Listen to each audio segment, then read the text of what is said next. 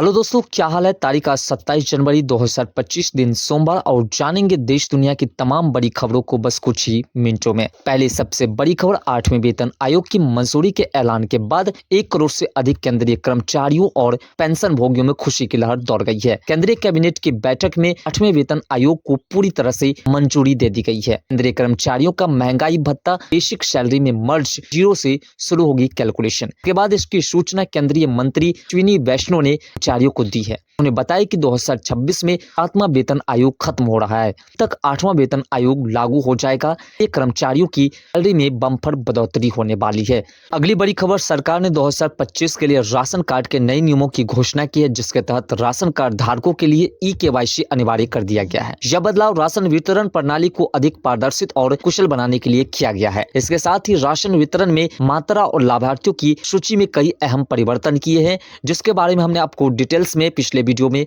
बताया। अगर आप उस वीडियो को नहीं देखे हैं, जरूर उस वीडियो को देखिएगा। अगली बड़ी खबर, कर्मचारी भविष्य निधि संगठन यानी कि ईपीएफओ ने एक महत्वपूर्ण घोषणा की है, जो प्राइवेट सेक्टर के लाखों कर्मचारियों के लिए राहत भरी खबर है। उस फैसले के तहत कर्मचारियों की मौजूदा सैलरी के साथ साथ उनकी पेंशन में भी इजाफा होगा। इसका सीधा फायदा उन कर्मचारियों को मिलेगा जो भविष्य में अपनी आर्थिक स्थिति को लेकर चिंतित रहते थे। नए नियमों के लागू होने से उनकी वित्तीय स्थिरता और भविष्य की योजनाओं को मजबूती मिलेगी। फैसला उन कर्मचारियों के लिए विशेष रूप से फायदेमंद है जो ईपीएफओ के तहत नियमित योगदान देते हैं। पहले जहां सैलरी का एक हिस्सा और पेंशन एक तय सीमा के भीतर थी, वहीं अब इसमें अधिक से कर्मचारियों की बचत बढ़ेगी। अगली बड़ी खबर, प्रधानमंत्री किसान सम्मान निधि योजना के लाभार्थियों के लिए इस साल का बजट खास होने की उम्मीद है। बढ़ती महंगाई और खेती पर बढ़ते हुए खर्च का ध्यान रखते हुए सरकार सालाना 6,000 रुपए की राशि को बढ़ाकर के 10,000 रुपए कर सकती है। बड़ी खबर, 1 फरवरी को पेश होने वाले बजट में सरकार किसान क्रेडिट कार्ड की लिमिट भी बढ़ा सकती है। अभी तक किसानों को क्रेडिट कार्ड के जरिए 3 लाख रुपए तक का उधार दिया जाता था।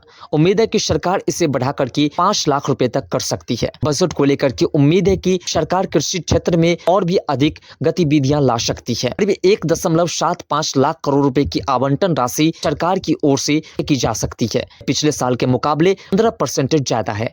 चालू वित्त वर्ष में यह राशि 1.52 ट्रिलियन रुपए है। सरकार का प्लान है इसमें कृषि उत्पादों की सप्लाई बढ़ाने के साथ साथ एक्सपोर्ट पर भी फोकस करना। सरकार एग्री प्रोडक्ट्स एक्सपोर्ट की लिमिटेड को 2030 तक $50 अरब से बढ़ाकर के $80 अरब करना चाहती है।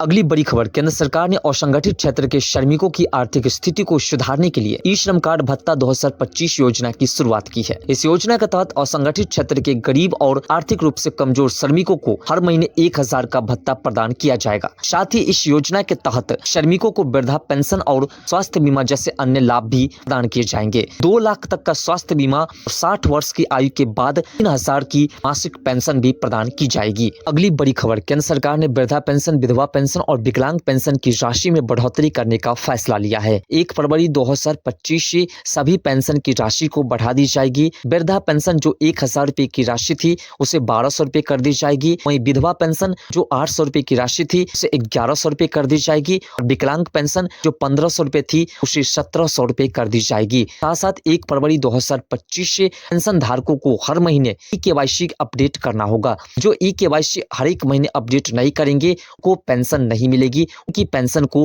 रद्द कर दी जाएगी, उनकी पेंशन को स्थगित कर दी जाएगी। इसलिए सभी को ध्यान रखना है, 1 फरवरी 2025 के बाद 1 महीने अपने ई-केवाईसी को कंप्लीट करते रहना है। अगली बड़ी खबर, पुश्तैनी जमीन को बेचने को लेकर के सुप्रीम कोर्ट का बड़ा फैसला सामने आया है। भारत के सर्वोच्च न्यायालय ने हाल ही में पैतृक कृषि भूमि को बेचने के संबंध में एक महत्वपूर्ण और ऐतिहासिक निर्णय लिया है। इस फैसले में यह स्पष्ट किया गया है कि यदि किसी को अपनी पैतृक भूमि बेचनी हो तो उसे सबसे पहले परिवार के सदस्यों को यह अवसर देना होगा। यह निर्णय हिमाचल प्रदेश से संबंधित एक मामले में चुनाया गया है। इससे किसानों और उनके परिवारों के अधिकारों को एक नई ताकत मिली है। सुप्रीम कोर्ट ने अपने फैसले में कहा कि यदि किसी हिंदू परिवार का सदस्य अपने कृषि भूमि को बेचने का इरादा रखता है, उसे सबसे पहले अपने परिवार के अन्य सदस्यों को यह अवसर देना होगा। आदेश से यह सुनिश्चित किया जाता है कि भूमि का स्वामित्व परिवार के भीतर ही और बाहरी व्यक्तियों को इसे करने का अवसर न मिले। निर्णय न केवल परिवार के भीतर कृषि भूमि के महत्व को दर्शाता है,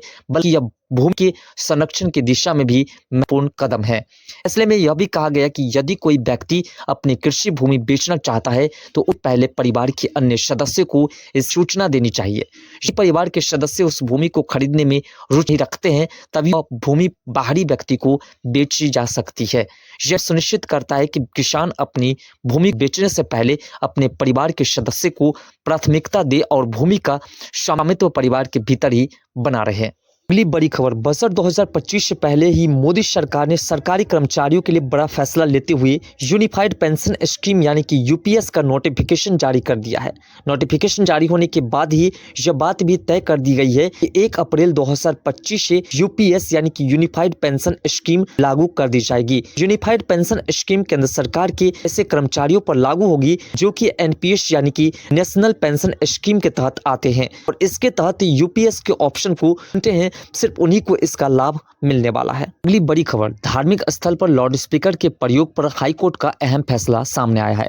मंदिर, मस्जिद, गुरुद्वारे पर लगे लाउडस्पीकर को लेकर के इलाहाबाद हाईकोर्ट ने अपने एक महत्वपूर्ण फैसले में कहा कि धार्मिक स्थल में पूजा के लिए लाउडस्पीकर का उपयोग करना किसी कानूनी अधिकार का नहीं है। हाईकोर्ट ने कहा कि पूजा स्थल मुख्य रूप से ईश्वर की प्रार्थना के लिए होती है, इसलिए लाउडस्पीकर के प्रयोग को अधिकार नहीं कहा जा सकता है, विशेषकर तब जब ऐसा प्रयोग आसपास रहने वाले लोगों के लिए परेशानी का कारण बनता हो। अगली बड़ी खबर, बिहार के मुख्यमंत्री बिहार के राजगीर रेलवे स्टेशन को जल्द ही इंटरनेशनल लेवल का बनाने जा रही है। बिहार के मुख्यमंत्री ने 2400 करोड़ रुपए की मंजूरी दी है, जिससे बिहार के राजगीर रेलवे स्टेशन को जल्द ही इंटरनेशनल लेवल का बनाया जाएगा। साथ ही इसके रेल खंड के दोहरीकरण भी किए जाएंगे, जिससे कि बिहार को एक नया सौगात मिले इंटरनेशनल रेलवे स्टेशन के तौर पर। बिहार के राजगीर रेलवे स्टेशन को जल्द ही इंटरनेशनल लेवल का बनाया जाएगा कि मुख्यमंत्री द्वारा 200 करोड़ की मंजूरी दी गई है।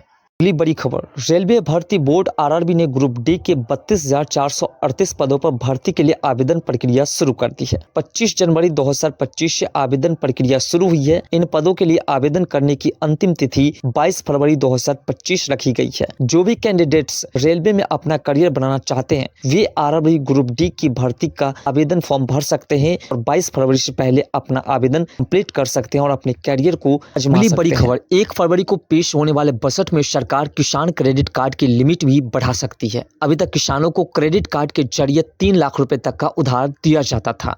उम्मीद है कि सरकार इसे बढ़ा करके 5 लाख रुपए तक कर सकती है। बजट को लेकर के उम्मीद है कि सरकार कृषि क्षेत्र में और भी अधिक गतिविधियां ला सकती है। करीब 1.75 लाख करोड़ रुपए की आवंटन राशि सरकार की ओर से तय की जा सकती है। यह पिछले साल के मुकाबले 15% ज्यादा है। चालू वित्त वर्ष में यह राशि 1.52 ट्रिलियन रुपए है। सरकार का प्लान है देश में कृषि उत्पादों की सप्लाई बढ़ाने के साथ साथ इसके एक्सपोर्ट पर भी अधिक फोकस करना। सरकार